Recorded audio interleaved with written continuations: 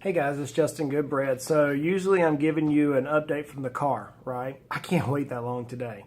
I just walked into the office. It is 11 o'clock. You're like, Justin, what are you just getting to the office for 11 o'clock? Go easy. Go easy. I've already had 3 meetings this morning. Life's good. But this is something that just chaps my hide, as my pops would used to say. Every day when I walk into the office, I read emails. So today I have 13 emails from people or from sellers who want me to look at their product so I can sell their product to my clients. All right, so I'm looking at things here from REITs, real estate investment trusts.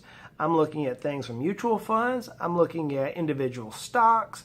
I'm seeing annuities. I see why I should recommend a particular TPA or third-party administrator to my clients over everybody else. It just aggravates me. Well, why does it aggravate you, Justin? So here's the deal. Most of this noise bogs down the average consumer. The average consumer wants to analyze, well, should I look at the blue pencil or the red pencil? I'm using that as a silly analogy. Truth be told, at the end of the day, it really doesn't matter. It really typically doesn't matter on how or what color the pencil is. It's about is the client's overall life positioned to maximize net worth. Well, let me say that a different way.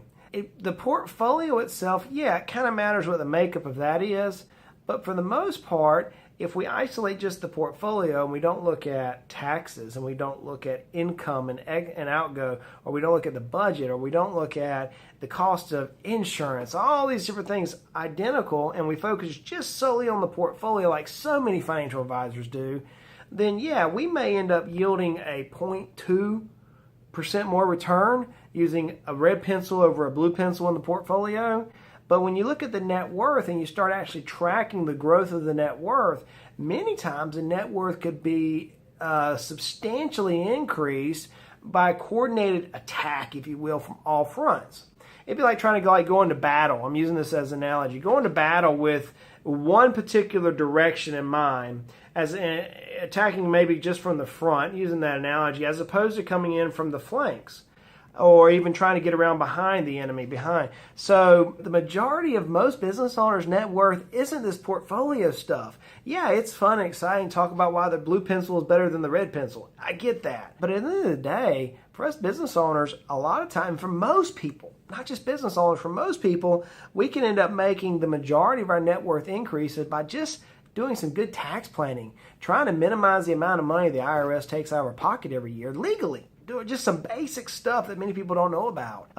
After tax planning, dude, we are insurance broke.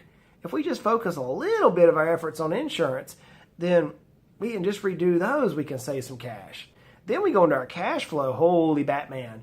That's like the hardest thing. It's like pulling teeth to get people to deal with cash flow. I have a friend of mine, not necessarily a client, a friend of mine who has a ton of cash flow, but he is broke because he spends his cash flow all over the place in these wacky things, not necessarily building his net worth, and his net worth is nothing. So yeah, I get this noise, and I'll look at some of these things, but a lot of them just doesn't matter. Now, your broker out there, he may be able to argue why a red pencil is better than a blue pencil, and put that pencil, you can put that substitute pencil with an annuity, mutual funds, ETFs, stocks, bonds. It doesn't matter. They can argue one over the other. Most of the time, it just really doesn't matter. I know I'm going to get beat up a lot from all the brokers out there on this. I know people are going to say, oh yeah, it does matter, Justin.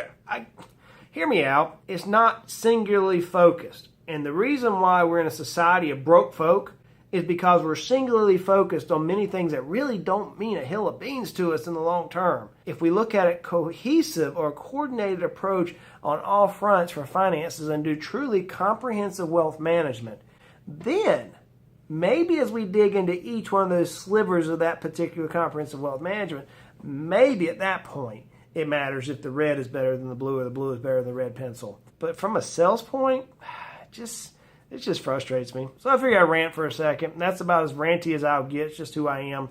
I'm kind of easygoing, happy-go-lucky guy. Hey guys, look, I'm going to dig into this. If you have any particular questions or you want me to dig in particularly, give you some insight on what I think about something, hit me up on Twitter. I've got a lot of questions here recently on Twitter and Facebook and LinkedIn. I'm getting a lot of different questions that we're going to start videotaping some responses to. So until then, guys, look, let's make our lives at least financially simple.